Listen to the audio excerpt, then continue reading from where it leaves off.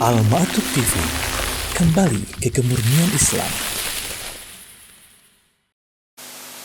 Bismillahirrahmanirrahim. Assalamualaikum warahmatullahi wabarakatuh. Innal hamdalillah nahmaduhu wa nasta'inuhu wa nastaghfiruhu wa nastahdi wa na'udzu billahi min shururi anfusina wa min sayyiati a'malina. May yahdihillahu fala mudilla lahu wa may yudlil fala hadiyalah. Asyhadu an la ilaha illallah wahdahu la syarika lahu wa asyhadu anna Muhammadan abduhu wa rasuluh la nabiyya wa la rasula ba'dah. Ya ayyuhalladzina amanu taqullaha haqqa tuqatih wa la tamutunna illa wa antum muslimun. Amma ba'd, fa inna asdaqal hadithi kitabullah wa khairal hadi hadi Muhammadin sallallahu alaihi wasallam wa syarrul umuri muhdatsatuha wa kullu muhdatsatin fid dini bid'ah wa kullu bid'atin dhalalah wa kullu dhalalatin finnar. Hadirin yang berbahagia, dengan tema kegiatan pada kesempatan hari ini yaitu guru sebagai murabi, mengintegrasikan akhlak dan adab dalam pembelajaran dan kehidupan santri. Workshop guru pesantren Al-Ma'atub tahun ini insya Allah akan dilaksanakan mulai hari ini, Selasa sampai dengan Jumat 7 sampai 10 Juli 2026 Masehi. Hadirin yang Allah muliakan, kegiatan ini merupakan sebuah ruang ikhtiar kita bersama untuk terus berbenah, meningkatkan mutu keilmuan dan metodologi pengajaran untuk melahirkan generasi yang unggul dalam akidah, ibadah, dan akhlak secara integral, memiliki wawasan internasional dan mampu menghadapi tantangan global. Hadirin yang Allah muliakan, marilah kita awali kegiatan ini dengan mengucapkan Bismillahirrahmanirrahim. Bi'sa mathalul qawmil ladzina kadzabu biayatillah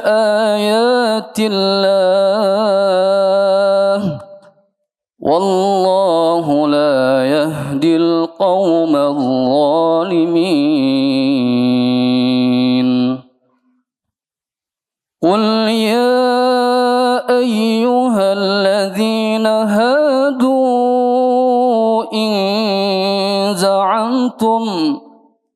إن زعمتم أنكم أولياء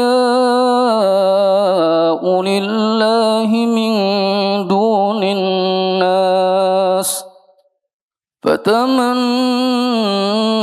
الموت إن كنتم صادقين ولا يتمنونه أبدا بما قدمت أيديهم والله عليم بالظالمين. قل إن الموت الذي تفرون منه فإنه ملاقيكم ثم تردون إلى عالم الغيب والشهادة فينبئكم بما كنتم تعملون.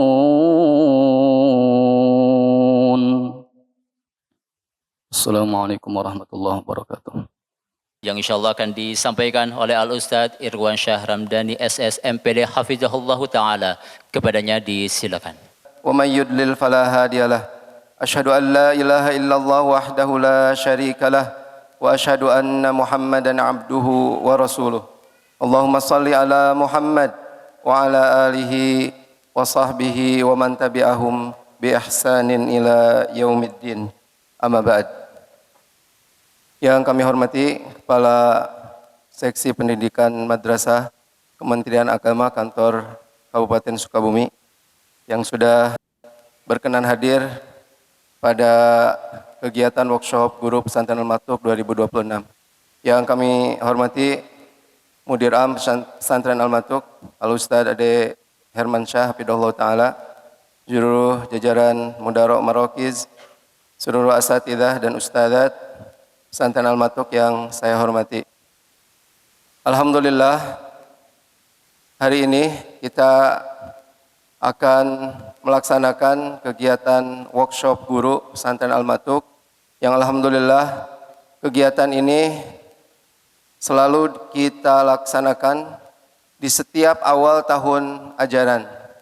Dengan harapan kegiatan ini bisa menjadi sarana kita untuk mengevaluasi apa yang sudah kita lakukan dan untuk persiapan kita di tahun ajaran yang akan berlangsung 1 tahun ke depan. Untuk tahun ini, workshop guru mengangkat tema guru sebagai murabbi, mengintegrasikan akhlak dan adab dalam pembelajaran dan kehidupan santri.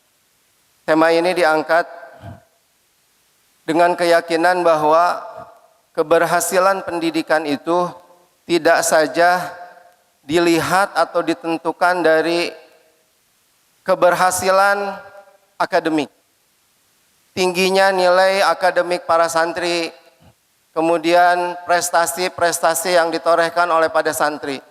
Itu tidak cukup. Jadi keberhasilan pendidikan itu bukan saja dilihat dari sisi keberhasilan akademiknya, tetapi ada sisi lain yang juga tidak kalah pentingnya, ya, di mana pendidikan, terutama pendidikan di pesantren, akan dinyatakan berhasil bukan saja keberhasilan di sisi akademik, tapi ketika pendidikan itu sudah bisa melahirkan para alumni, para santri yang memiliki akidah yang benar, keimanan yang kokoh, memiliki akhlak yang mulia, memiliki adab yang baik. Sehingga tahun ini kita mengangkat itu dengan harapan mudah-mudahan akhlak dan adab itu bisa diintegrasikan dalam pembelajaran di kelas, bisa diimplementasikan dalam kehidupan santri sehari-hari. Karena pendidikan di pesantren tidak sama dengan pendidikan di lembaga pendidikan luar. Kalau pendidikan umum di luar, pendidikan hanya berjalan pada waktu kegiatan belajar mengajar di sekolah saja. Setelah itu selesai dan terputus. Tetapi pendidikan di pesantren sedianya berjalan 24 jam. Dari mulai santri bangun tidur sampai tidur lagi. Sehingga kewajiban mendidik bukan saja terletak para pengampu di kelas, tetapi juga berjalan secara simultan berkelanjutan pada semua unsur pendidik yang ada di pesantren. Dari mulai guru yang mengajar di kelas, dari mulai musyrif asrama, dari mulai muhafidz, bahkan sampai tenaga pendidik, kemudian karyawan dan lain sebagainya, itu semua bersinergi untuk bisa melahirkan santri-santri alumni yang bukan saja baik dalam sisi akademik, tapi juga tidak lepas dari kokohnya iman, kemudian memiliki akhlak dan adab yang baik. Oleh karena itu, tema yang kita angkat hari ini, agar mudah-mudahan semua dari kita, semua unsur pendidik yang ada di pesantren ini memiliki visi yang sama, bahwasanya mengajarkan, membina akhlak itu bukan hanya kewajiban satu orang saja, tetapi menjadi kewajiban kita semua. Mengajarkan, membina, membimbing akhlak itu bukan kewajiban guru pelajaran akhlak saja. Mengajarkan akhlak di kelas, kalau sekarang mungkin yang ngajar itu ustadz sumpena. Yang itu bukan kewajiban ustadz sumpena saja, tetapi itu kita harus menyadari bahwasanya mengimplementasikan akhlak, adab itu menjadi kewajiban kita semua. Harapannya dengan kegiatan workshop ini mudah-mudahan guru-guru di kelas, mata pelajaran apapun yang dia ampu, juga memiliki kewajiban yang sama, komitmen yang sama untuk bisa mengimplementasikan akhlak dan adab itu dalam mata pelajaran. Sehingga insya Allah pada 4 hari ke depan kita akan melaksanakan workshop ini. Tahun sebelumnya workshop kita laksanakan 3 hari. Tetapi tahun ini kita laksanakan workshop 4 hari. Dengan harapan 4 hari itu, 2 harinya insya Allah hari ini, selain nanti akan disampaikan materi inti tentang tema workshop ini yang akan disampaikan oleh Mudir Am. Juga hari ini kita akan mendapatkan pembinaan pertama dari Kepala Seksi Pendidikan Madrasah yang alhamdulillah sudah hadir. Juga kita sama-sama akan mendapatkan pembinaan dari pengawas bina MTS dan MA. Kemudian esok hari ada 3 sesi yang akan mengupas tuntas tentang turunan dari tema workshop kita hari ini. Tahun sebelumnya, workshop selalu diberikan materinya oleh orang-orang luar. Tetapi tahun ini, materi terkait dengan adab dan akhlak dan implementasinya dalam pembelajaran itu akan disampaikan oleh para mudir Marokiz. Dengan harapan, bukan saja teori yang disampaikan, tetapi sesuai dengan praktek yang sudah dilaksanakan di Marokiz. Sehingga harapannya materi yang akan disampaikan nanti akan betul-betul mendalam. Bukan saja teori, tetapi sudah dipraktekkan oleh kita. Kemudian di hari ketiga dan keempat nanti akan dipisah. Pak Kasih mungkin sebagai informasi, yang mengikuti ini bukan saja guru yang mengampu di kelas, tetapi para musyrif asrama, kemudian para muhafidz di halqah Al-Quran juga kita libatkan dengan harapan tadi itu. Mudah-mudahan semua unsur pendidik memiliki keinginan yang sama, komitmen yang sama untuk bisa mengintegrasikan akhlak dan adab dalam pembelajaran dan juga kehidupan santri-santri kita. Nanti di hari Kamis akan kita dibagi menjadi 2 tempat. Yang pertama untuk guru pengampu pelajaran akan melaksanakan rapat kerja guru sesuai dengan rumpun MGMP-nya masing-masing. Selain nanti akan menyusun struktur kepengurusan MGMP baru, juga harapannya akan coba menyusun implementasi akhlak dan adab pada perangkat pembelajaran di semua mata pelajaran. Sehingga nanti insya Allah panitia sudah akan menyiapkan lembar kerja untuk setiap rumpun pelajaran. Harapannya nanti di MGMP itu akan dicoba disusun bagaimana mengimplementasikan akhlak dan adab di semua mata pelajaran. Untuk para musyrif asrama, kita akan lanjutkan dengan workshop kepengasuhan yang akan dilaksanakan di Aula Al-Unaizi. Untuk di hari Kamis insya Allah akan dilaksanakan penyusunan draft kurikulum kepengasuhan. Kemudian di hari terakhir, para musyrif asrama akan mendapatkan pelatihan dari Dr. Daris yang akan melanjutkan seri pembahasan yang sudah dilaksanakan sebelumnya. Oleh karena itu harapan kami pada seluruh asatidzah dan ustadzat untuk bisa sama-sama mengikuti kegiatan ini dengan baik dan yang pasti tanamkan sejak awal mengikuti kegiatan ini khalisan lillah. Ya, ikhlas karena Allah Subhanahu wa taala. Di tengah-tengah kesibukan di awal tahun semuanya menyiapkan perangkat dan lain sebagainya. Mudah-mudahan kegiatan workshop ini menjadi awal pembuka kegiatan pembelajaran di pesantren Al-Matuk untuk menuju kualitas pendidikan yang lebih baik. Itu saja yang perlu disampaikan. Sekali lagi kami atas nama panitia workshop Guru 2026 mengucapkan terima kasih terutama kepada Kepala Seksi Pendidikan Madrasah yang sudah berkenan hadir dalam kegiatan pembukaan workshop dan juga kepada Mudir Am dan seluruh Mudir Marokiz dan juga asatidzah dan ustadzat yang sudah berkenan hadir mengikuti kegiatan workshop 2026. Jazakumullah khairan wal afu minkum. Assalamualaikum warahmatullahi wabarakatuh. Hadirin yang Allah muliakan, selanjutnya kita dengarkan secara seksama sambutan Mudir Am Pesantren Al-Matuk kepada Al-Ustaz Dr. Ade Hermansyah LCMPD Hafizahullah Ta'ala. Disilakan. Assalamualaikum warahmatullahi wabarakatuh. Innal hamdalillah nahmaduhu wa nasta'inuhu wa nastaghfiruh. Wa na'udzu billahi min syururi anfusina wa min sayyiati a'malina. May yahdihillahu fala mudhillalah wa may yudlil fala hadiyalah. Asyhadu an la ilaha illallah wahdahu la syarikalah wa asyhadu anna Muhammadan abduhu wa rasuluhu la nabiyya ba'da.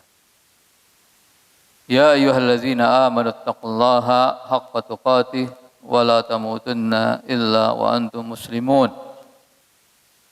يا أيها الناس اتقوا ربكم الذي خلقكم من نفس واحدة وخلق منها زوجها وبث منهما رجالا كثيرا ونساء واتقوا الله الذي تساءلون به والأرحام إن الله كان عليكم رقيبا يا أيها الذين آمنوا اتقوا الله وقولوا قولا سديدا يصلح لكم أعمالكم ويغفر لكم ذنوبكم ومن يطع الله ورسوله فقد فاز فوزا عظيما أما بعد فإن أصدق الحديث كتاب الله وخير الهدي هدي محمد صلى الله عليه وسلم وشر الأمور محدثاتها وكل محدثة بدعة وكل بدعة ضلال.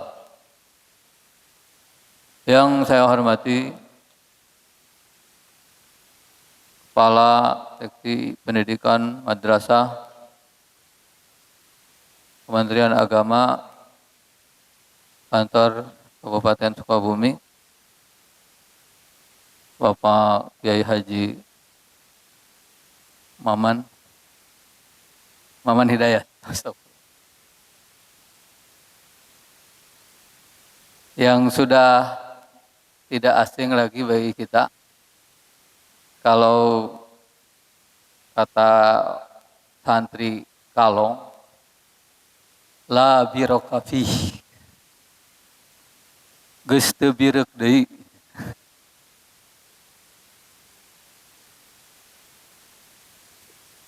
Yang selalu hadir bersama kita. Ahlan wa sahlan.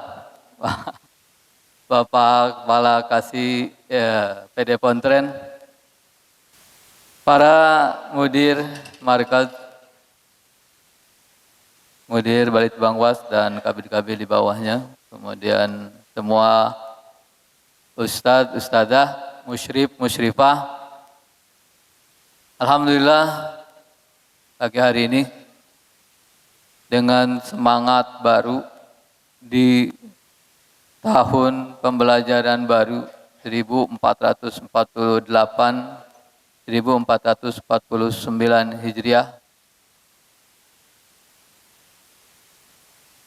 2026-2027 Masehi.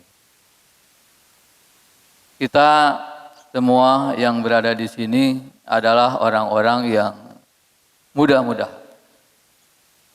memiliki niat yang sama untuk melaksanakan tugas mulia. Tugas Nabi dan Rasul. Rasulullah Shallallahu Alaihi Wasallam bersabda, "Innama bu'istu mu'allima." Sesungguhnya aku diutus sebagai seorang muallim. Muallim itu pengajar, guru. Awas jangan salah mengucapkan, mengganti ain dengan hamzah. Mualliman yang artinya yang suka menyakiti. Muallim dengan muallim beda. Walaupun dulu dalam sejarah pendidikan Indonesia sempat terjadi dua fungsi dalam satu diri, muallim sekaligus muallim. Karena guru-guru dulu itu galak, ya, gampang mukul, gampang ngajiwir, gampang nyepret. Nah. Tapi di zaman sekarang itu tidak mungkin terjadi begitu ya. Nah, apapun keadaannya, kita adalah orang-orang yang sudah menyatakan diri untuk menjadi muallim dengan tugas tadris, taklim, kemudian ta'dib, tarbiyah. 4 tugas yang harus kita laksanakan, yang merupakan penjabaran para ahli pendidikan. Walaupun sebenarnya tugas utama Nabi itu seperti yang disebutkan oleh Allah Subhanahu wa Ta'ala di surah Al-Jumu'ah yang tadi dibaca oleh Ustaz Daud Firdaus. Walladzi ba'atsa fil ummiyina rasulan minhum yatlu alaihim ayatihi wa yuzakkihim wa yu'allimuhumul kitaba wal hikmah. Ini 3 tugas utama Nabi yang akan kita ikuti, akan kita teladani. Yatlu alaihim ayat, membacakan kepada murid-muridah kita ayat-ayat Allah Subhanahu wa Ta'ala. Dan ini tentunya yang paling utama karena Rasulullah Shallallahu Alaihi Wasallam beliau diutus oleh Allah Subhanahu wa Ta'ala dengan ayat-ayat Al-Quran, di mana banyak fungsi dari ayat-ayat Al-Quran ini. Pertama, sebagai bukti kenabian dan kerasulannya. Kemudian juga Al-Quran itu ayat-ayatnya mengandung pelajaran. Imam Ibnul Arabi rahimahullah mengatakan ayat-ayat Al-Quran itu setiap hurufnya, bukan setiap kata, kan? Huruf-huruf itu digabung menjadi apa? Kata-kata digabung menjadi kalimat. Ya. Satu huruf itu bisa melahirkan 4 ilmu. Luar biasa. Ya. Bagaimana bisa ayat-ayat Al-Quran yang jumlahnya 6.236 ayat itu bisa melahirkan setiap hurufnya 4 ilmu. Kita bingung. Karena apa?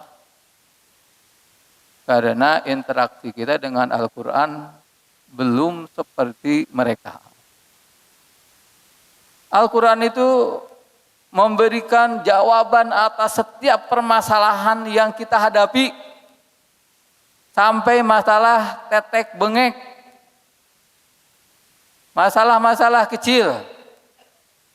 Coba perhatikan bagaimana Umar bin Khattab radhiyallahu anhu mengatakan, kalau tali pengikat unta saya hilang, saya bisa menemukannya dalam Al-Quran.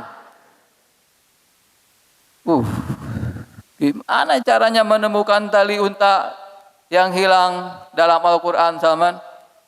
Salman bisa? Teka otakan kurang mah.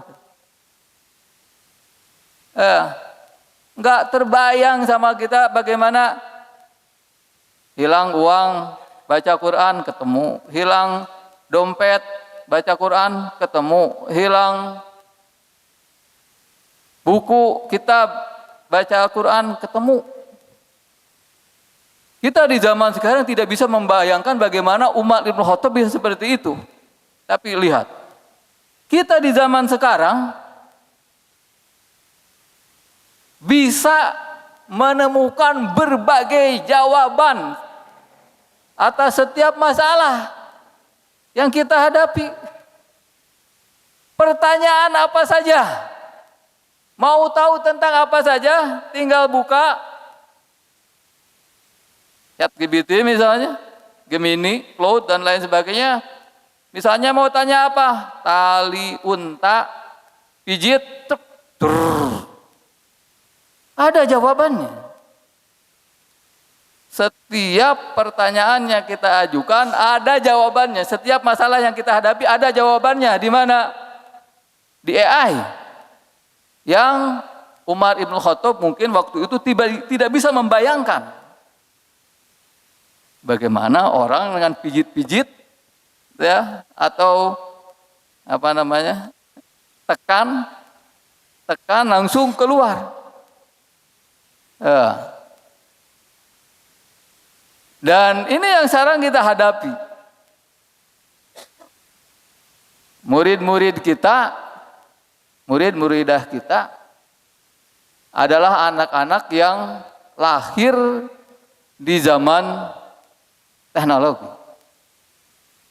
Kalau melihat pembagian generasi berdasarkan tahun kelahiran, ada yang mengatakan yang lahir dari tahun 2011 itu sudah termasuk generasi alfa.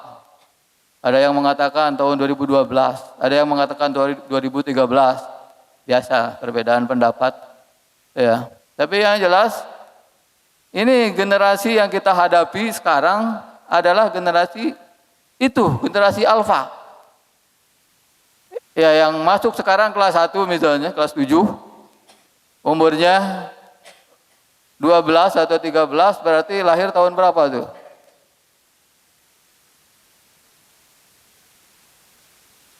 2026 dikurangi 12, tahun berapa mana? 2014. Ya, 2014, yang tahun sebelumnya 2013, 2012 itu generasi yang sangat lekat dengan teknologi informasi, yang mungkin kemampuan mereka banyak melebihi kemampuan kita di sisi ini. Ya. Jadi sebenarnya kalau kita ngajar sekarang itu tidak usah susah-susah. Tidak usah susah-susah. Mau belajar apa? Bahasa Indonesia tinggal tampilkan apa? Ya. Definisi kata majemuk misalnya. Kata majemuk itu apa sih?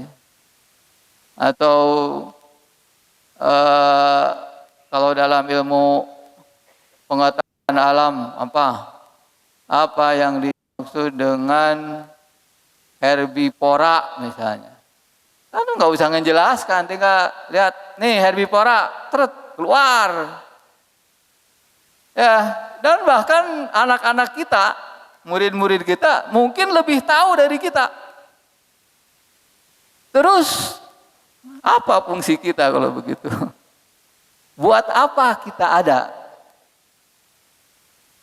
Nah, ini yang perlu kita pahami bersama, ya, bahwa perkembangan ilmu pengetahuan dan teknologi itu berkembang begitu pesat. Yang harus kita lakukan adalah bagaimana mengikuti perkembangan itu. Tapi ada satu sisi lain yang tidak akan didapatkan oleh anak-anak kita, oleh murid-muridah kita dari teknologi, dari AI itu adalah adab dan akhlak. Tidak akan didapatkan. Ya, kalau definisi adab, definisi akhlak bisa juga ditemukan di AI itu. Ya. Malah banyak orang tidak bisa membedakan adab dan akhlak. Adab dan akhlak itu dua kata yang kalau disebutkan salah satunya maka itu mencakup keduanya. Tapi kalau disebutkan keduanya maka salah satunya mengambil makna sebagian dan yang lainnya mengambil bagian yang lainnya. Itu yang disebut oleh para ulama idza ijtama'a iftaraqa wa idza iftaraqa ijtama'a. Seperti kata iman dan Islam.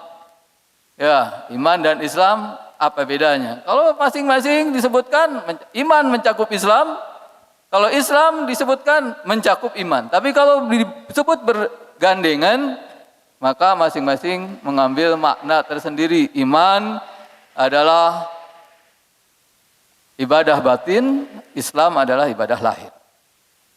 Nah begitu juga akhlak dan adab. Banyak yang tidak bisa membedakan adab.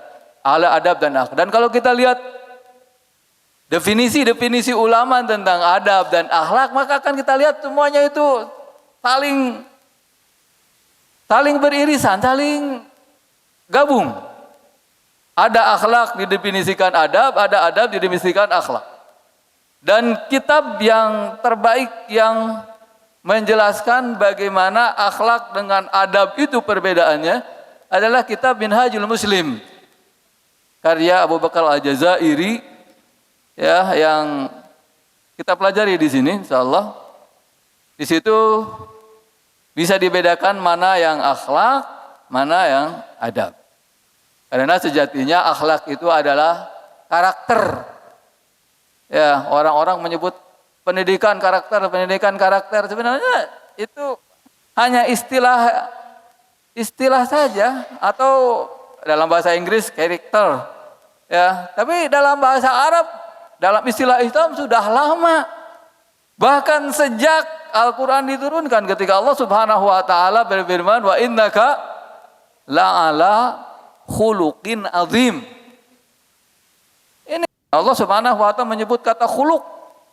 Khuluq itu mufrad, jamaknya akhlak. Ya. Nah, ini adab dan akhlak yang perlu kita miliki bersama. Kita kuasai, kemudian menjelma dalam kehidupan kita. Oleh karena itu juga nanti dalam materi yang akan kita bahas, kita coba membahas adabul muallim atau adabul alim yang kita ambil dari kitab Tadhkiratus Sami wal Mutakallim fi Adabi al-Alimi wal Muta'allim.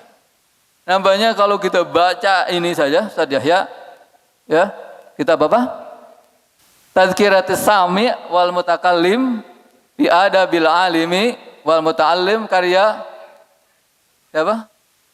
Ustaz Malik Ibnu Jama'ah, Badruddin Muhammad Ibnu Ibrahim Ibn Sa'adullah Ibn Jama'ah Al-Kinani, wafat tahun 733 Hijriah. Ini luar biasa. Kalau kita pelajari saja itu, kemudian kita masukkan ke dalam diri kita dan kita laksanakan, insya Allah kita bisa mencetak generasi terbaik. Apa yang dikatakan oleh Allah Subhanahu wa taala dalam ayat kedua surah Al-Jumu'ah tadi? Walladzi ba'atsa fil ummiyina rasulan minhum yatlu 'alaihim ayatihi wa yuzakkihim. Tazkiyah. Ini tazkiyah juga menurut para ahli pendidikan bagian dari tarbiyah, bagian dari pendidikan. Jadi ada tadris, ta'lim, ta'dib, tarbiyah, tazkiyah. Istilahnya bermacam-macam, tapi tujuannya satu. Dalam Islam, tarbiyah, tazkiyah, ta'dib, ta'lim, tadris itu tujuannya adalah tahqiqul ubudiyyati lillahi ta'ala.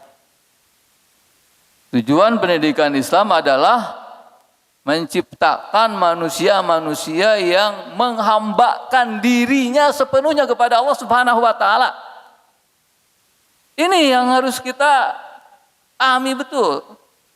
Apapun yang kita ajarkan, ada yang mengajar tafsir, ada yang mengajarkan fikih, ada yang mengajar hadis, mustalah hadis, ada yang mengajar IPA, fisika, biologi, ada ngajar matematika, ada apa lagi? Suhaiban ngajar apa? TIK. Bagaimana semua itu mengantar anak didik menjadi manusia-manusia yang benar-benar menghambakan dirinya kepada Allah Subhanahu wa taala. Itu tugas kita. Dan itu tugas para nabi dan rasul. Itu tugas mulia Rasulullah sallallahu alaihi wasallam. Lalu hati-hati. Hati-hati. Di surah Al-Jumu'ah ini Allah Subhanahu wa taala menyebut contoh buruk dari orang-orang yang memiliki ilmu tapi tidak melaksanakan ilmunya. Apa? Firman Allah Subhanahu wa taala apa Dian? Masalul ladzina hummilut taurata tsumma lam yahmiluha kamatsalil himar yahmilu asfar. Perumpamaan orang-orang yang membawa dibebankan kepada mereka Taurat. Ini Allah Subhanahu wa taala menceritakan orang-orang Yahudi. Ya. Orang-orang Yahudi. Tapi yang dimaksud oleh Allah Subhanahu wa taala bukan orang Yahudi saja tentunya. Ini peringatan bagi orang-orang mukmin, orang-orang muslim. Karena apa yang terjadi pada orang Yahudi mungkin terjadi pada orang-orang muslim. Oleh karena itu kita sering diingatkan oleh Allah Subhanahu wa taala jangan sampai menjadi seperti orang-orang Yahudi dan Nasrani. Setiap hari, setiap sholat kita ikrarkan itu. Dalam surah Al-Fatihah kita selalu mengatakan, selalu membaca ihdinas siratal mustaqim siratal ladzina an'amta alaihim. Kita minta dibimbing, dibawa ke jalan alladzina an'amta alaihim. Siapa an'amta alaihim? An-nabiyyin, was-siddiqin, was-syuhada, was-salihin. Ghair al-maghdubi alaihim walad-dallin. Ghairil maghdubi alaihim. Kata ghairil maghdubi alaihim dan walad-dallin itu susah mengucapkannya kan? Berbeda dengan an'amta alaihim. Coba Ustaz Yahya bedakan antara alladzina an'amta alaihim dengan ghairil maghdubi alaihim waladdallin. Coba. Dalam pembacaan mana yang lebih sulit?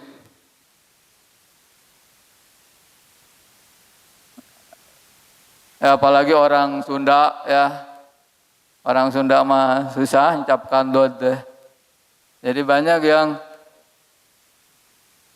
tidak bisa membedakan antara dod dengan dal. Ya, rin dengan g, maghdubi alaihim. Ada yang sampai membaca sulitnya membaca waladhdallin menjadi walabdallin pakai ba. Ya. Dan itu kenyataan begitu ya. Kenapa?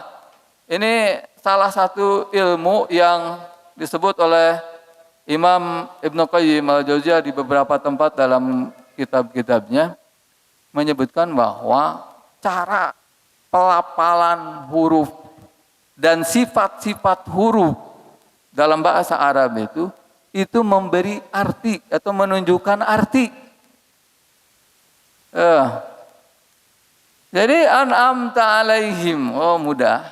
Itu jalan yang mudah. Sebenarnya jalan yang mudah diikuti sesuai dengan fitrah, sesuai dengan petunjuk Allah Subhanahu wa taala adalah jalan alladzina an'amta alaihim.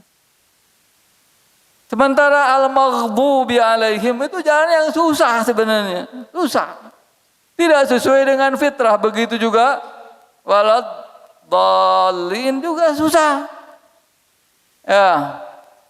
Jadi kita setiap hari berikrar meminta kepada Allah Subhanahu wa taala agar dijauhkan dari jalannya atau caranya, metode orang-orang Yahudi dan Nasrani. Nah, dalam ini masalul ladzina hummilut taurata tsumma lam yahmiluha kamasalil himar yahmilu asfar. Orang-orang yang diberikan beban, diberikan amanah untuk membawa Taurat, untuk melaksanakan Taurat, tetapi mereka tidak melaksanakannya, seperti himar. Himar itu apa? Apa himar? Kedelai. Keledai. Himar itu keledai. Dan keledai ini sering dikonotasikan sebagai binatang yang bodoh. Padahal keledai itu sebenarnya bukan binatang yang bodoh, tapi ada sisi lain. Kalau kita tanya kenapa Allah Subhanahu wa taala tidak menyebut khinzir di sini? Matalul ladzina hummilut taurata tsumma lam yahmiluha kamatsalil khinzir. Enggak. Khinzir itu binatang yang najis ya. Dan salah satunya kenapa? Karena khinzir itu tidak punya keahlian untuk membawa beban, tidak pernah digunakan untuk mengangkut barang kan dalam sejarahnya. Ya. Yang menjadi alat transportasi zaman dulu itu salah satunya apa? Keledai. Maka keledailah yang memang memiliki kemampuan untuk mengangkut, untuk membawa menjadi permisalan. Jadi sebenarnya mereka punya kemampuan membawa, tapi tidak bisa memanfaatkan. Sebenarnya bukan tidak bisa, tidak mau. Kalau bisa mah bisa, tapi tidak mau. Seperti itulah orang-orang Yahudi. Ya, tidak mau melaksanakan Taurat. Orang-orang Muslim, ada enggak yang tidak mau melaksanakan Al-Quran? Ada, banyak. Contohnya apa? Kita. Contohnya kita. Ya, di Indonesia lah umumnya. Indonesia itu negara yang mayoritas penduduknya Muslim. Negara dengan penduduk Muslim terbesar di dunia. Sampai sekarang. Tapi Indonesia dalam kasus korupsi juga menjadi negara yang termasuk paling tinggi korupsinya. Kemudian apa? Judi. Banyak. Ya, judi offline, judi online. Riba. Itu. Apalagi riba. Ya. Hampir tidak ada yang selamat dari riba. Tahu enggak orang-orang Muslim bahwa riba itu haram, judi itu haram, korupsi itu haram? Tahu? Ya, harusnya tahu. Karena jelas sekali dalam Al-Quran disebutkan. Tapi karena apa? Karena dia tidak pernah mempelajari Al-Quran, tidak pernah bersentuhan dengan Al-Quran, tidak pernah berinteraksi dengan Al-Quran. Ya, kelompok ini seperti yang dulu, benar atau tidak Pak Kasih, ada survei yang mengatakan bahwa 70% kaum Muslim Indonesia tidak bisa baca Quran. Itu pertanyaan begitu. Tapi memang kenyataannya banyak yang tidak bisa baca Al-Quran. Kalau tidak bisa baca Al-Quran, bagaimana membaca? Bagaimana mempelajari? Bagaimana melaksanakan? Nah, itu berarti contoh perumpamaan keledai yang paling jelek. Ya. Kemudian ada orang-orang yang paham Al-Quran, suka membaca Al-Quran. Pintar membaca Al-Quran, suaranya merdu, membuat orang ngantuk tertidur kalau dia membaca Al-Quran. Tapi hanya bisa baca saja. Hanya membaca saja. Tidak mau mempelajari artinya dan tidak pernah merasa berhubungan dengan Al-Quran. Kemudian ada lagi di atasnya orang-orang yang bisa baca, paham, ya bisa karena belajar, tapi tidak bisa melaksanakan apa yang ada dalam Al-Quran. Dan ini musibah yang paling besar. Mana yang lebih jelek? Coba, Mana yang lebih jelek? Jawab. Yang bisa jawab dapat hadiah.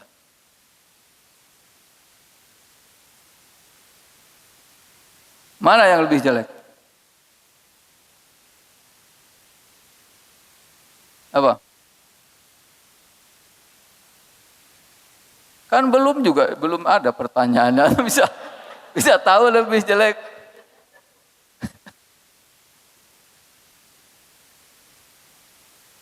Coba Ustaz, mungkin ada bisa menangkap isyarat-isyarat supranatural.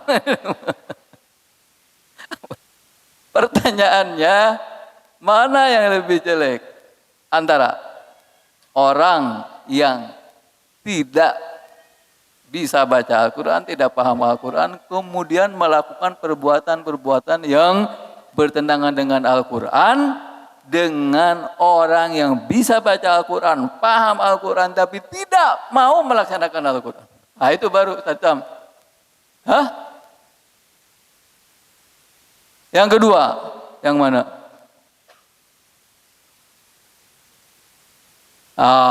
Itu. Hadiahnya nanti di Ustaz Anpal ya. Masuk RAKP nanti. Ya, yang lebih jelek ini, makanya yang dimisalkan oleh Allah Subhanahu wa taala itu adalah orang yang kedua ini. Humilut Taurat. Mereka membawa Taurat. Mengerti, bisa baca, paham, tapi la yahmiluha. Tidak mau melaksanakannya. Nah, itu jangan sampai kita ini seperti itu. Ya. Jadi kita ini para ustadz, ustadzah, musyrif, musyrifah punya tugas menyampaikan Al-Quran, ayat-ayat Al-Quran kepada murid-muridah kita, kemudian memberi contoh bagaimana melaksanakannya, dan bersama-sama mengajak murid-muridah kita untuk melaksanakan Al-Quran dengan hiasan akhlak dan adab. Akhlak dan adab ada di mana? Karena cuma dalam Al-Quran. Akhlak dan adab patokannya ada dalam, ajarannya ada dalam Al-Quran dan Sunnah. Karena banyak juga orang yang salah mengartikan adab misalnya ya. Adab. Kalau seorang murid sujud di hadapan gurunya, itu adab bukan? Adab Islami bukan? Sepertinya bagus ya penghormatan murid menghormati guru dengan sujud. Oh sepertinya bagus, tapi itu tidak diajarkan oleh Allah dan Rasulnya. Itu bukan adab Islami, walaupun sepertinya seperti adab, seperti sopan santun.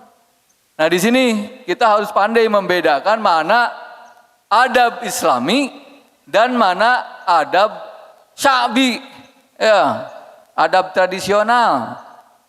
Ya mungkin di sisi ini kadang orang-orang Indonesia yang kental dengan budaya ketimuran, ya, menghormati sampai ruku begitu ya, hormat kepada guru sambil ruku begitu, atau mencium tangan sampai 1000 kali begitu ya. Itu kan tidak diajarkan oleh Islam begitu. Ya, nah penting untuk kita membedakan ini. Nah, mudah-mudahan dalam acara workshop ini ya kita semua bisa memahami bagaimana tugas kita semua, kemudian bagaimana tujuan pendidikan kita, kemudian bagaimana kita menjadi teladan dalam akhlak dan adab yang sesuai dengan Al-Quran dan Sunnah Rasulullah Sallallahu Alaihi Wasallam, sesuai dengan pemahaman as-salafus salih. Ini yang bisa saya sampaikan. Sallallahu ala Muhammad wa ala alihi wa sahbihi wasallam. Wa akhiru da'wana alhamdulillahi rabbil alamin. Assalamualaikum warahmatullahi wabarakatuh. Hadirin yang Allah muliakan, merupakan sebuah kehormatan bagi kita bersama atas kehadiran Kepala Seksi PD Pontren dan Kepala Seksi Pendidikan Madrasah Kementerian Agama Kabupaten Sukabumi pada workshop guru pesantren hari ini. Baru kita ketahui bersama bahwa seksi PD Pontren bertugas melakukan pelayanan, bimbingan teknis, pengelolaan data dan informasi serta penyusunan rencana dan pelaporan di bidang pendidikan diniyah takmiliyah, kesetaraan, Al-Quran, dan pondok pesantren. Dari itu, kepada yang terhormat Bapak Haji Henda MAG selaku Kepala Seksi Pendidikan Diniyah dan Pondok Pesantren Kementerian Agama Kabupaten Sukabumi berkenan memberikan sambutan. Assalamualaikum warahmatullahi wabarakatuh. Alhamdulillahilladzi 'allama bil qalam, 'allamal insana ma lam ya'lam. Asyhadu an la ilaha illallah wa asyhadu anna Muhammadan abduhu wa rasuluh. Allahumma salli ala sayyidina Muhammadin wa ala alihi wa sahbihi ajma'in. Amma ba'd. Yang saya hormati Kepala Seksi Pendidikan Madrasah yang telah berkenan hadir untuk membersamai kegiatan workshop ini, Mudirul Ma'had, dan seluruh sivitas akademik yang ada di Pondok Pesantren Al-Ma'tuk yang saya hormati dan saya banggakan, Ustadz-Ustadzah, Muslimah, dan seluruh peserta workshop yang insya Allah pada hari ini memiliki niat yang sama untuk melaksanakan peningkatan kapasitas mutu dan layanan sebagai tenaga pendidik dan kependidikan di lingkungan Pondok Pesantren Al-Ma'tuk yang saya hormati dan saya banggakan. Perkenankan saya ingin menyampaikan informasi berkenaan dengan kebijakan Kementerian Agama di bidang pondok pesantren, bahwa Kementerian Agama senantiasa terus memiliki komitmen yang kuat untuk melakukan upaya-upaya peningkatan mutu dan layanan di pendidikan pesantren ini, sehingga melahirkan pendidikan yang inklusif dan berdampak. Regulasi baru yang lahir dari rahim pemerintah mengisyaratkan 3 hal pokok di ranah pesantren. Undang-Undang 18/2019 tentang pondok pesantren menunjukkan rekognisi keberpihakan pemerintah terhadap pesantren, yang tentu saja secara sejarah telah terjadi dinamika yang sangat panjang, tawar-menawar politik juga senantiasa mengiringi, dan pada 2019 lahirlah rekognisi Undang-Undang Pesantren. Dari undang-undang ini melahirkan afirmasi. Afirmasi itu mengarah kepada keberpihakan pondok pesantren. Dan pada tahun 2025 yang lalu, tepatnya 22 Oktober, pemerintah Republik Indonesia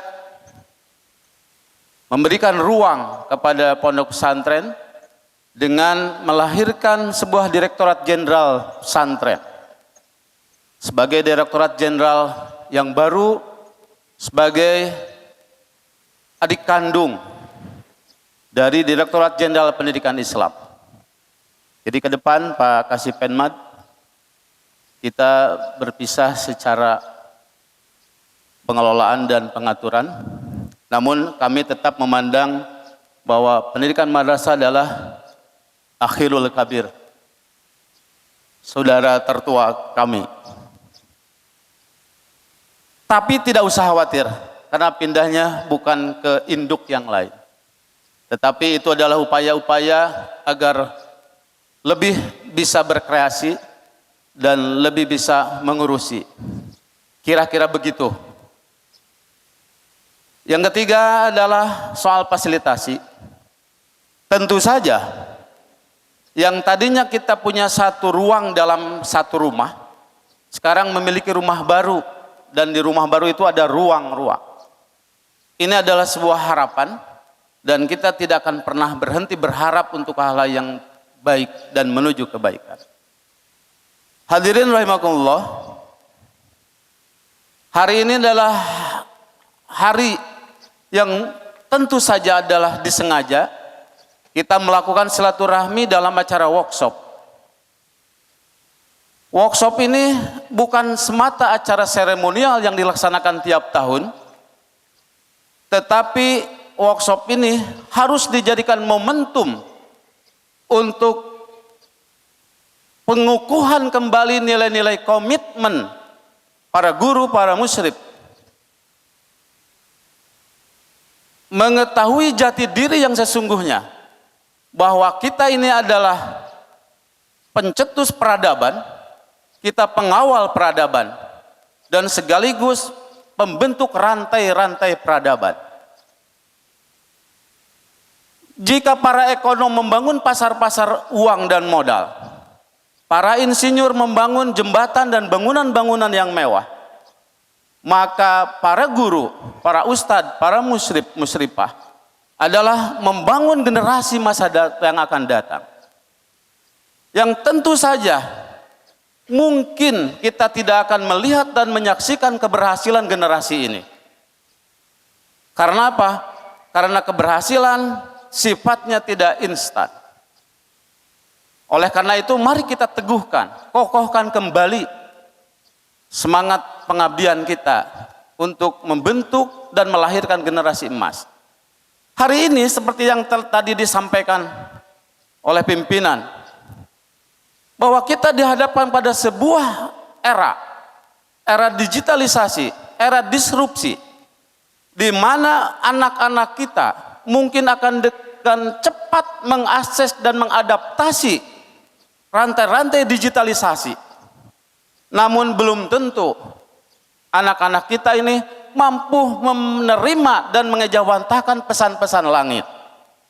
Ini penting untuk kita teguhkan kembali. Karena apa? Karena setiap perkataan guru dan musyrif itu adalah pendidikan. Setiap gerakan yang dilakukan oleh guru itu adalah keteladanan. Dan setiap bimbingan adalah investasi. Dan bagi yang berinvestasi tidak selamanya melihat dan menyaksikan keberhasilannya. Kita ini bukan pabrik yang bisa menerima input lalu mengolah dengan insan, lalu melahirkan produk sesuai dengan harapan kita. Tidak demikian. Dan dalam terminologi pendidikan modern, anak itu tidak diartikan sebagai ruang yang kosong, tetapi anak memiliki potensinya sendiri-sendiri. Dan potensi itu mungkin disejajarkan atau sering disebut dengan sebutan fitrah. Inilah yang harus kita pahami. Dan ke depan barangkali saya ingin sampaikan, mohon koreksi jika salah, bahwa kita dalam setiap semester melahirkan nilai-nilai dalam bentuk nominal, angka. Karena terlalu sulit memberikan ukuran-ukuran dalam bentuk akhlak dan adab untuk bisa diukur dalam terminologi administratif. Tetapi satu hal yang harus kita yakinkan, bahwa nilai rapot itu bukan gambaran masa depan anak. Karena apa? Karena masa depan anak ditentukan oleh apa yang dia terima dan apa yang telah melahirkan sebuah karakter hidup pada pribadinya masing-masing. Mari kita teguhkan itu. Dan seterusnya, saya sering mengambil ilustrasi bagaimana seorang petani melakukan proses. Ketika seorang petani menginginkan hasil panen, maka di situ ada proses yang panjang. Dia mengolah tanah, menggali atau membajaknya, lalu diberikanlah pupuk. Kemudian setelah itu diambillah benih-benih, dipilih untuk disemai. Setelah disemai itu lalu ditanam. dirawatlah tanaman itu yang tidak serta-merta tumbuh. Lalu lahirlah tanaman yang diharapkan dan akhirnya memetik hasil yang diinginkan. Proses yang sangat panjang. Dan pendidikan ini merupakan proses yang sangat panjang. Seleksi administratif mungkin telah dilakukan dengan penerimaan santri baru. Ada banyak mungkin kalau di Al-Matuk ini ribuan mungkin calon santri yang pada akhirnya harus belajar di tempat lain. Mereka memiliki keinginan dan harapan yang sama di sini. Tentu saja pertanyaannya adalah, ada apa di pesantren ini sehingga ribuan orang mau masuk di sini? Dan itu jawaban yang harus dipersiapkan oleh kita di masa yang datang. Hadirin yang saya hormati, bahwa workshop ini tidak boleh terhenti dari sisi administratif. Membawa dokumen-dokumen administrasi, membawa ilmu-ilmu dalam bentuk literasi, tapi lebih dari situ kita akan melahirkan semangat baru, melahirkan interpretasi baru, kemudian perspektif baru untuk diteguhkan kembali bahwa apa yang menjadi landasan pokok pendidikan Islam tidak akan pernah berubah. Madrasah bangunannya boleh runtuh dan boleh berubah, kurikulum boleh berganti, kebijakan negara boleh berpindah-pindah, tetapi pesan langit harus tetap kita tanamkan di anak-anak kita. Tidak boleh lengang oleh waktu. Saya berharap mari kita jaga komitmen ini, dan kalau hari ini, besok atau lusa kita belum melihat anak-anak kita menjadi manusia-manusia yang terbaik versi kita, mungkin 10-20 tahun yang akan datang mercusuar itu akan nampak. Dan kurikulum bukan hanya kompas kehidupan, tetapi landasan pokok kita itu adalah ibarat mercusuar di laut. Kita tidak mengarungi laut, tetapi mercusuar itu tempat untuk melihat kemana arah kapal harus melewat. Karena apa? Boleh jadi di situ ada palung laut, ada hamparan laut yang sangat dahsyat, kitalah kompasnya. Dan orang tua, wali siswa, santri telah menitipkan semua itu pada kita. Dan kita harus jawab. Saya percaya dan yakin dengan ilmu, kapasitas, pengetahuan, kompetensi yang dimiliki, kita mampu menjaga amanat itu. Dan semoga di pelaksanaan workshop ini kita akan memberikan daya dukung, membuka pikiran, membuka wawasan dan hati untuk sharing dan diskusi. Karena ini para ustadz-ustadzah ini juga mungkin memiliki kemampuan yang memang luar biasa dan belum tergali. Kehadiran narasumber adalah fasilitator yang boleh jadi nanti kita bisa lakukan ruang-ruang diskusi dan musyawarah untuk penentuan arah kita di pesantren masa datang. Saya rasa itu saja perubahan kebijakan di pondok pesantren. Hari ini kita akan terus kawal, karena secara jenjang runtutan kepegawaian kita adalah pelaksana teknis dari kebijakan kantor wilayah sebagai terjemah dari kebijakan pusat, karena kita ini ada instansi vertikal. Dan sebagaimana strukturnya, instansi vertikal ini memiliki struktur yang ramping tapi memiliki fungsi yang gendut. Inilah mungkin ke depan yang perlu kita jalin kerjasama dan kolaborasi untuk semua itu. Dan untuk pondok pesantrennya sekarang ini sedang diarahkan beberapa pesantren yang tadinya salafiyah murni dalam arti kajian kitab kuning, hari ini diberikan pilihan-pilihan. Apakah mau masuk ke pendidikan diniyah formal, satuan pendidikan muadalah, PKPPS juga diarahkan ke PDF dan SPM, atau yang kajian kitab kuning yang salafiyah murni diarahkan ke pesantren salafiyah kajian kitab kuning. Dan insya Allah hari ini kita akan selesaikan di pendataan, mungkin akan ke depan akan menjadi pangkalan data tersendiri di Direktorat Jenderal Pesantren. Itu saja yang dapat saya sampaikan. Mari kita tetap bangun kolaborasi, dan Al-Matuk ini adalah pesantren yang memiliki khas pembelajaran dan pendidikan umum. Tentu saja bagaimana kita bisa memilah dan memilih. Kurikulumnya terhampar di pendidikan madrasah. Pukul 6 pagi sampai pukul 15 itu adalah siswa. Pukul 15:10 sampai pukul 5:49 adalah santri. Bagaimana kita memahami dua istilah ini supaya tidak terjadi dikotomi, maka disebutlah santri. Dan santri ini adalah ciri khas bangsa Indonesia. Nah, oleh karena itu nanti bagaimana membangun dan melihat memperlakukan santri ini dalam perspektif kebijakan, maka diserahkan kepada seluruh pimpinan. Yang terbaik seperti apa? Nanti perubahannya apakah ini ustadz, apakah ini guru, juga tidak masalah. Itu hanya diksi saja barangkali yang bisa disesuaikan.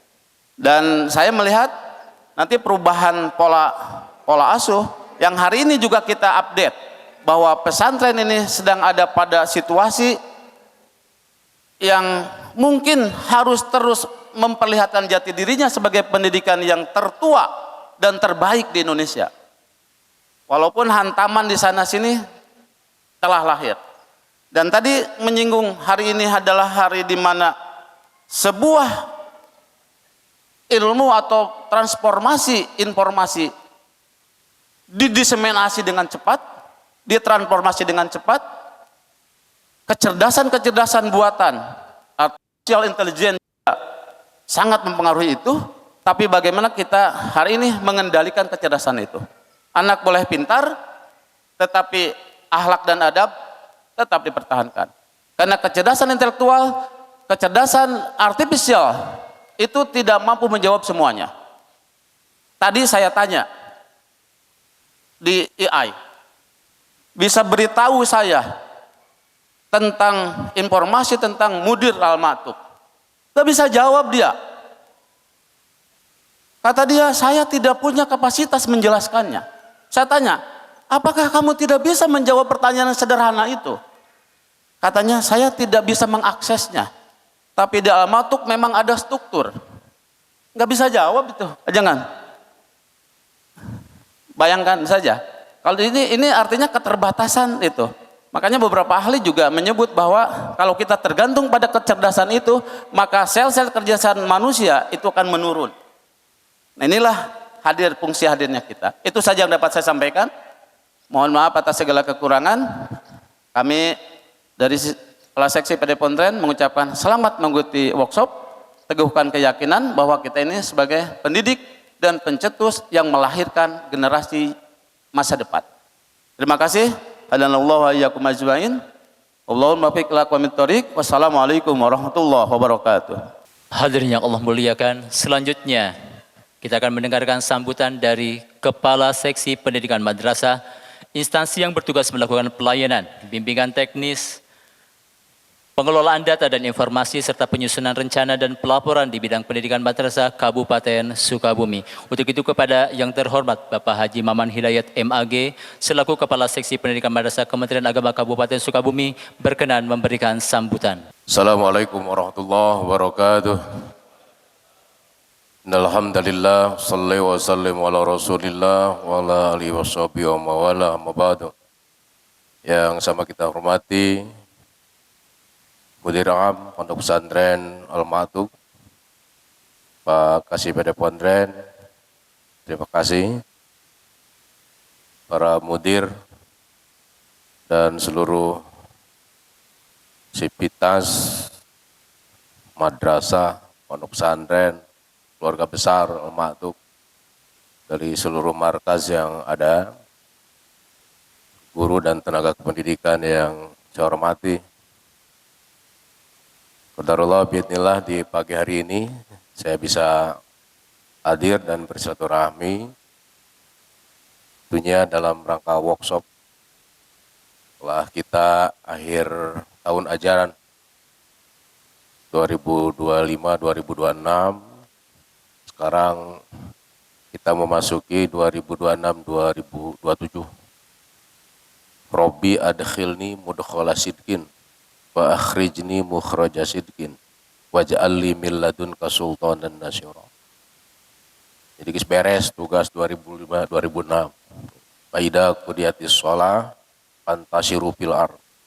Lamun geus beres salat bertebaran di muka bumi. Lamun geus beres tahun ajaran piknik. Piknik teh. Wabtagu min fadlillah. Cari karunia Allah. Ibu-ibu mah diartikeun teh shopping jeung balanja. Bebeja kamu diramat. Dan kita sudah masuk lagi di tahun ajaran baru dan saya ucapkan selamat untuk segenap keluarga besar Pondok Pesantren Al-Ma'tuk yang telah lebih awal menerima murid-murid yang baru dan sudah masuk ya. Beberapa hari ke belakang sudah masuk dan ibu bapak harus mempersiapkan diri untuk memulai ini. Saya ingin menyampaikan bahwa momentum ini ketika momentum Rasulullah SAW hijrah bulan Muharram yang dijadikan titik mangsaku Umar bin Khattab menjadi awal hijriah. Kalau melihat mana tentang hijriah ini adalah mana berdirinya sebuah peradaban yang sering kita ingat dan familiar di telinga kita, di ingatan kita. Ketika Rasulullah SAW hijrah itu adalah yang pertama kali dibangun oleh Rasulullah itu adalah Masjid Quba.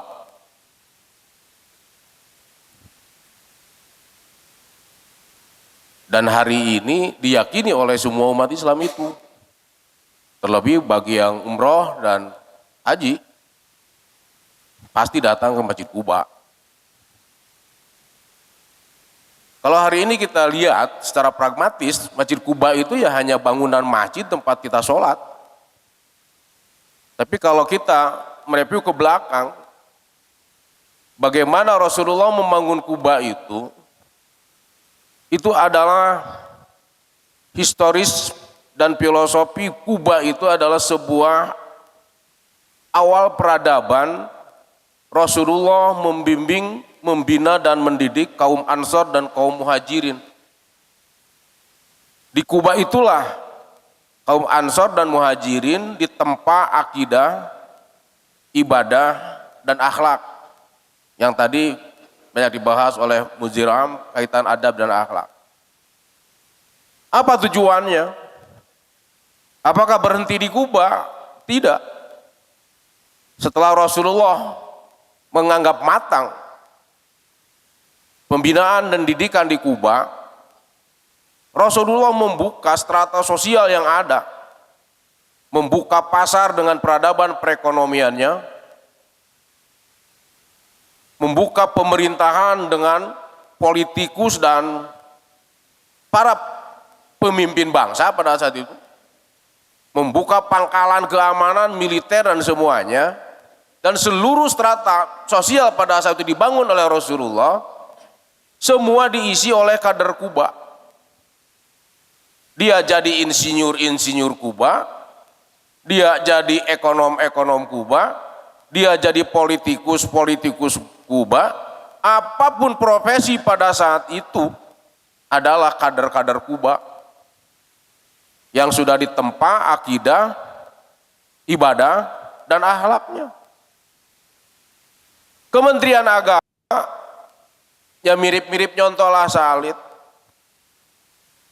membuka tempat-tempat lembaga-lembaga pendidikan di bawah Kementerian Agama, dari mulai pondok pesantren, madrasah, kalau yang sekolah oleh saya adalah RA, MI, MTSMA, itu adalah lamun teu reinkarnasi mah pokokna mah mirip-mirip bahwa itu kubana Rasulullah SAW. Di lembaga inilah mun hari ini mah di Al-Ma'tuk, pondok pesantren yang madrasah, kader-kader Ansor jeung Muhajirin gitu. Anak-anak kita digembleng akidah, ibadah, dan akhlak. Sehingga isukan Pak Geto bahwa kelahiran atau didikan dari Al-Matuk itu tekuduk semua jadi ustadz, jadi kiai. Sebahagian jadi kiai, sebahagian jadi ekonom, sebahagian jadi politikus, dan atau apapun yang ada tatanan sosial di negeri kita isi oleh kader-kader kuba Al-Matuk kira. Kan reus meureun kira. Seluruh tatanan sosial di negeri kita adalah kader-kader yang sudah ditempa akidah, ibadah, dan akhlak. Saya kira mungkin itu kira-kira Kementerian Agama mencoba mengembangkan sarana-sarana lembaga pendidikan untuk bagaimana kader-kader anak kita besok lusa mengisi dengan bekal yang kuat. Bapak Ibu guru semua, tentunya ini butuh motivasi kita, terlebih di workshop ini. Tadi juga Mudir sudah menyampaikan bagaimana komitmen termasuk Pak Ustadz, panitia, kita menyatukan melangkah bersama bagaimana mewujudkan cita-cita pondok pesantren ini untuk melahirkan generasi yang lain unggul pinter, tapi juga memiliki adab dan akhlak yang itu menjadi bekal anak. Saur Pak KCPD Pesantren mah tadi, lamun budak pinter wungkul mah teu kudu ngarariung ka dieu, teu kudu aya pesantren jeung teu kudu aya madrasah. Ngabuka Google jeung AI gitu nya. Kan teh pencipta AI teh dulu sumbang eta teh kira-kira. Budak palinter. Tapi kan akhlak mah teu bisa. Tadi ke ditanyakan si AI teh teu bisaeun. Angger kudu kurang. Kudu kumpul, kudu aya kelas, kudu aya bangunan. Maka kita sama-sama. Saya sering menyampaikan, yuk kita wang nyawah barengan. Ngarah hasil panenna sae, bibitna sae, diurusna sae, pengairanna bagus, pupukna bagus, maka hasilnya bagus. Keur macul menang belut, cokot. Keur macul, keur ngarambet aya genjer, apal genjer tuh? Genjer teh sayuran yang abadi, kira-kira. Ambil. Keur ngurus airnya aya lauk kecil tenan, bungkreng. Ambil. Lamun keur ngurus pondok pesantren, keur ngurus madrasah, kita fokus aja. Kumaha anak-anak dididik dengan baik, dibina, sampai melahirkan hasil alumni yang baik pula.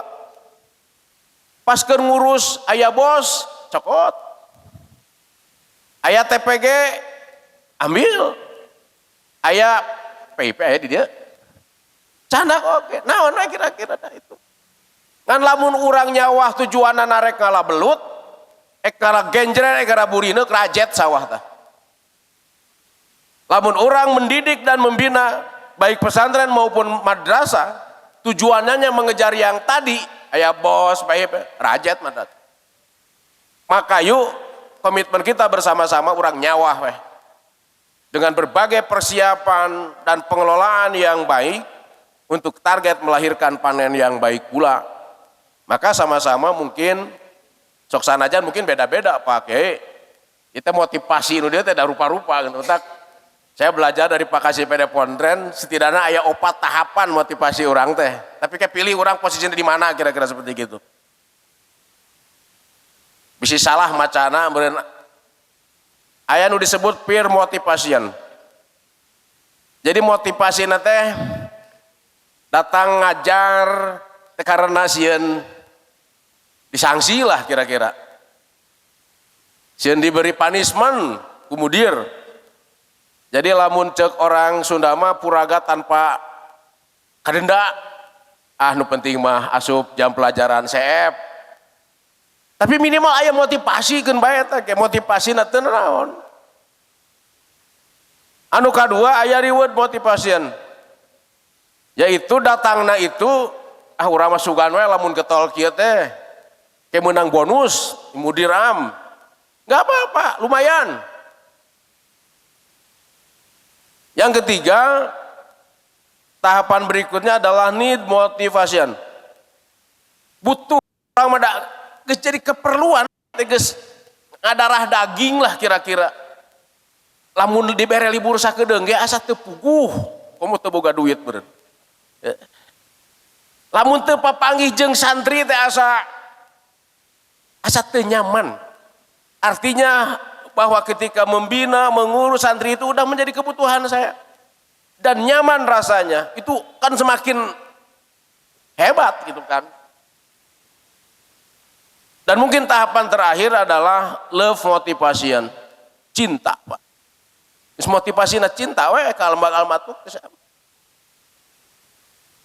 tidak berurusan dengan dibayar honor atau tidak. Pokoknya masing itu dibayar honor gen ngambek kira-kira gitu kan. Ya cinta, kalau udah cinta itu kan tingkat tertinggi. Mahabbah tersebut terhadap sebuah institusi itu adalah luar biasa Pak. Dan love motivation, cinta motivasi itu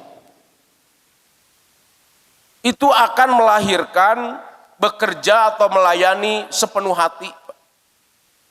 Dina hati teh jongjon we ngajar gitu kan. Teu aya rasa kapaksa, tidak ada tekanan ini. Dan itu konsekuensi orang yang sudah merasa cinta. Karasa orang keur bobogohan bogoh kasih eta, hate we nu aya teh sabodo we keur kumaha we kan. Da cinta. Maka melayani bekerja dengan sepenuh hati. Yang kedua adalah dia lebih mengedepankan kontribusi. Tidak berarti mengedepankan retribusi. Orang lamun ngajar ke sabaraha itu dibayar kan begitu. Kontribusi apa yang bisa diberikan kepada lembaga ini? Kemarin seperti ini, hari ini kontribusi apa yang harus kita berikan? Artinya orang yang sudah ada rasa cinta motivasinya, dia akan terus berekspektasi, dinamis dan inovasi untuk bagaimana memberikan kontribusi positif. Yang selanjutnya adalah dia akan lahir rasa empati, moal flexing kalau bahasa ayeuna nama kira-kira seperti itu. Sebab kita udah cinta Pak, empati, bagaimana orang yang tidak mampu, ada siswa yang emang kekurangan, kurang dirangkul dan segala macam.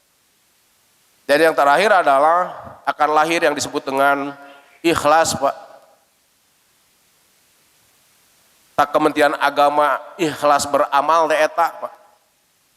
Jadi moal bisa diganggu jeung dirobah kan lain dibalik. Beramal saikhlasna lain eta Pak. Ikhlas beramal Pak. Kalau sudah ikhlas meda nyaman atuh Pak. Jadi ada double agent, ada ajrun, ada ujroh. Ujroh mah belut tadi. Ajrun mah ghairu mamnun, urusan Gusti Allah. Bolak-balik di rumah ke Alamatuk atau dari rumah ke Alamatuk dibayar ku mudir itu mah ujroh. Tapi ada ajrun ghairu mamnun di hadapan Allah Subhanahu wa taala. Istihajar itu dapat air itu bukan perjalanan sopa marwa sopa. Enggak ada. Tapi 400-500 meter air diberikan oleh Allah dari antara sopa dan marwa. Orang mengabdi di Alamatuk dari rumah ke Alamatuk atau yang di lingkungan ini bolak-balik ya ujroh belut terima itu. Atau mungkin ajrun Allah Subhanahu wa taala sudah menyiapkan gitu kira seperti itu. Bapak Ibu yang saya hormati, di tahun ajaran ini Kementerian Agama menerapkan kurikulum berbasis cinta. Jadi love motivation mun tadi orang kita. Ya tarimakeun we bisi ulah nanya naon dari kurikulum berbasis cinta. Tadi juga kada Pak Kasih Pondok Pesantren esensi mau robah, bukan ek robah kurikulum, bangunan ek runtuh kira-kira seperti itu. Tapi esensi pembelajaran dan membimbing anak-anak untuk menjadi baik karakter akhlaknya terubah gitu. Dan itu dalilkan zaman Rasulullah sallallahu alaihi wasallam. Perubahan kurikulum dari tahun ke tahun, ya dari kabinet per kabinet nah yang beda. Itu mah geus naluri manusia, itu mah menang batur, orang mah hayang kieu. Atau itu pun ya ikhtiar untuk perbaikan-perbaikan, mungkin yang kemarin kurang bagus, diperbaiki, disempurnakan. Saya mah cuma berharap bukan eksperimen. Sebab lamun kurikulum jadikan eksperimen, ya rusak lah anak-anak kita. Bari guru ge riweuh. Tahun kamari kieu, akhirnya jadi kieu deui, hampura. Tapi ikhtiar pemerintah ini dalam rangka perbaikan mudah-mudahan. Nu eksperimen mah jiga lalaki punten. Makasih. Boga istri hiji.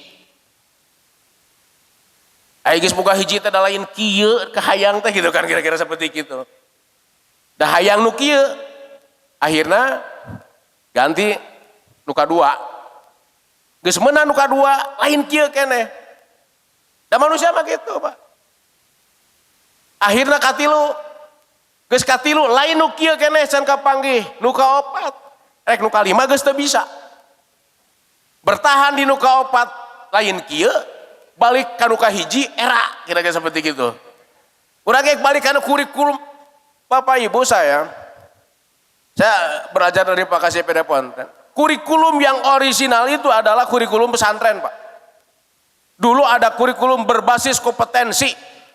Dan itu asli, Pak.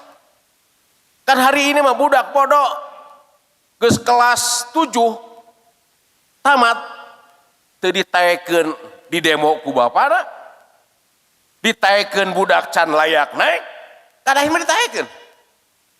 Budak kelas 8, budak kelas 12 teu diluluskeun riweuh, diluluskeun teu layak. Akhirnya dibatasi. Kan pesantren mah tidak mengenal itu. Sok sanajan di dia mah jadi ikutannya pesantren dah dihijikeun jeung sakola teh kan bae. Bapak Ibu yang saya hormati, ini saya menyampaikan ini, nanti juga ada pengawas yang secara praktis menyampaikan tentang kurikulum berbasis cinta. Detik tuh berbasis panca cinta segala macam gitu kan. Jadi intinya Pak Menteri Agama baik di lembaga pendidikan sekali lagi yang di bawah Kementerian Agama ingin menerapkan bahwa mendidik, membimbing, membina anak-anak kita baik di madrasah maupun mungkin lembaga yang lainnya ada ruh cinta dalam diri kita. Daai kerangka kurikulum tetap yang dulu, kurikulum merdeka tetap itu. Cuma ruhnya ada rasa cinta mahabbah dalam setiap menyampaikan materi itu.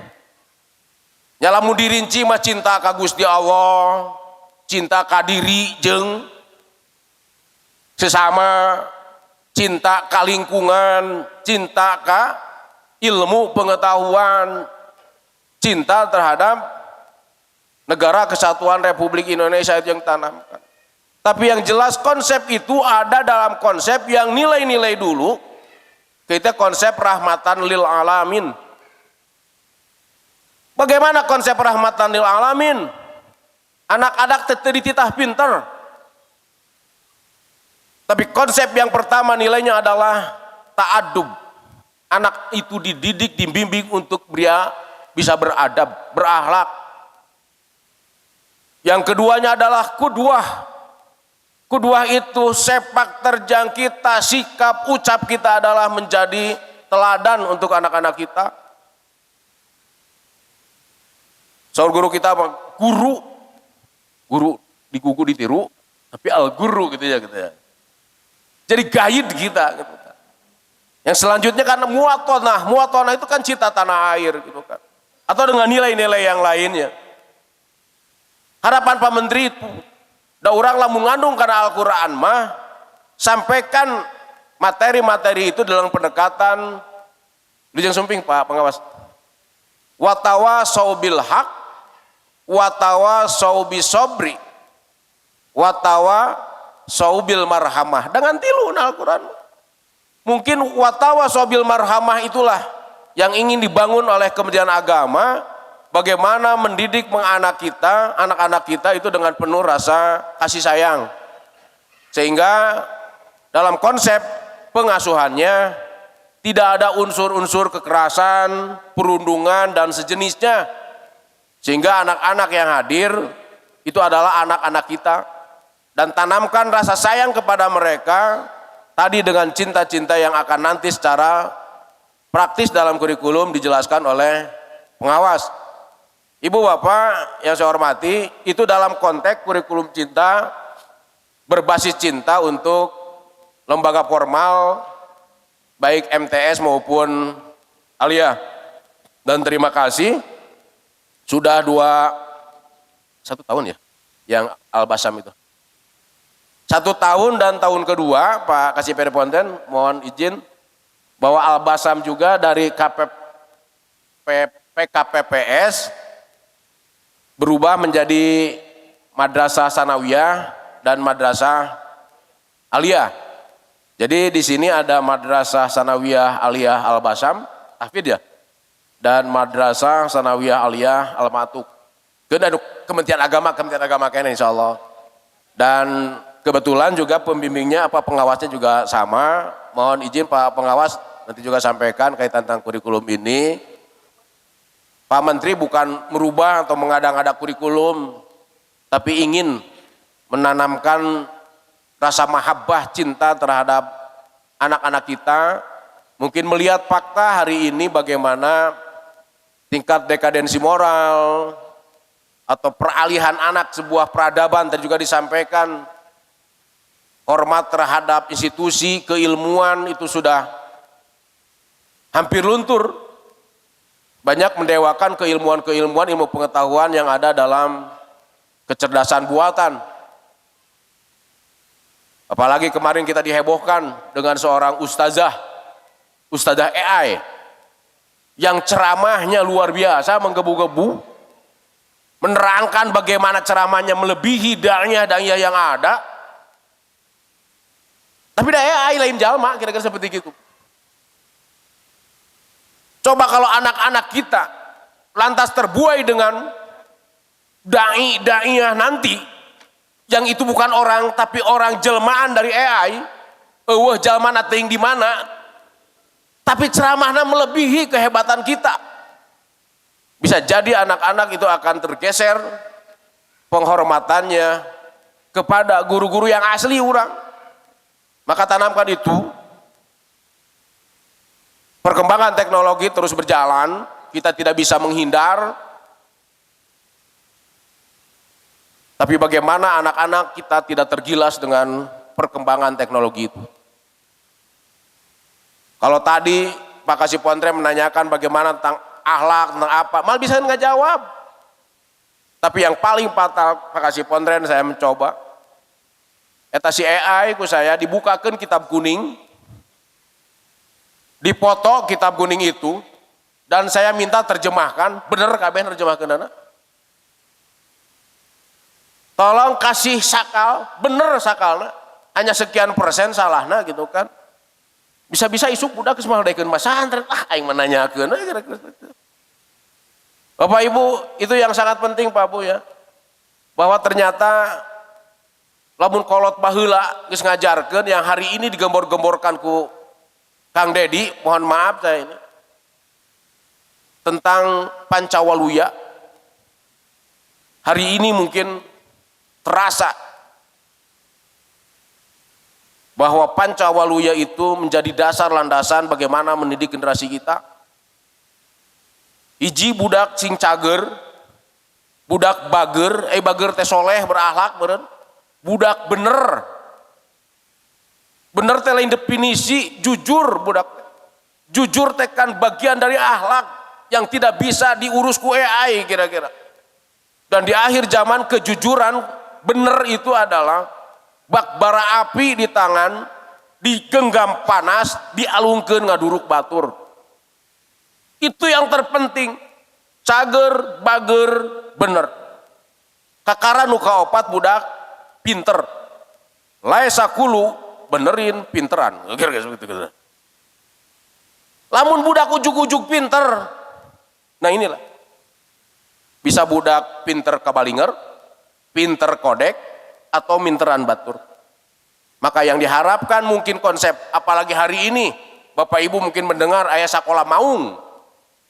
Sakola maung teh tujuan anak sieun budak teh kan pala lintar wungkul. Tapi sekolah maung ingin mendidik anak-anak yang pancawaluya tadi.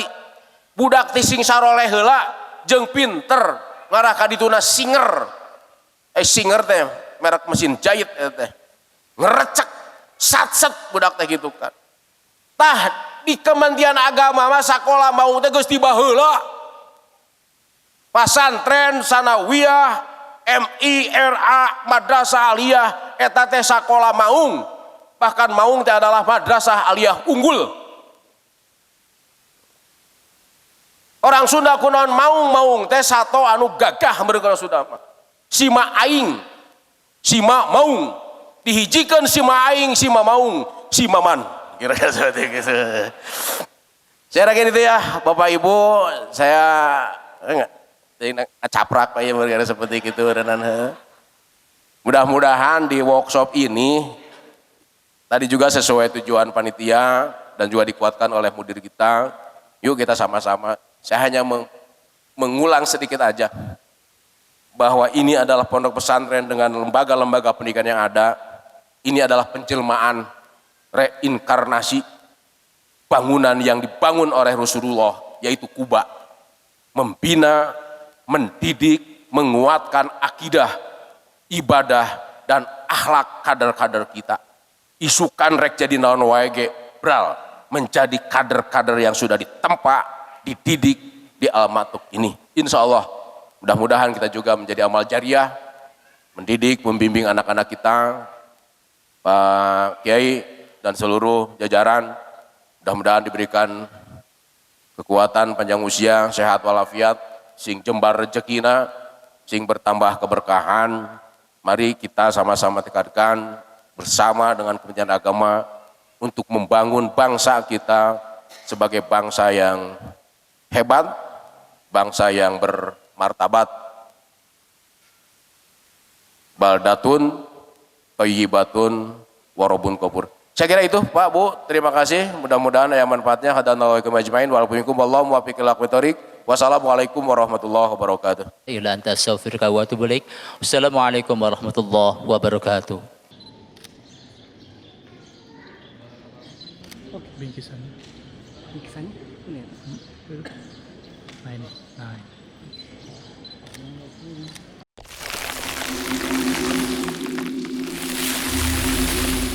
Al-Ma'atub TV, kembali ke kemurnian Islam.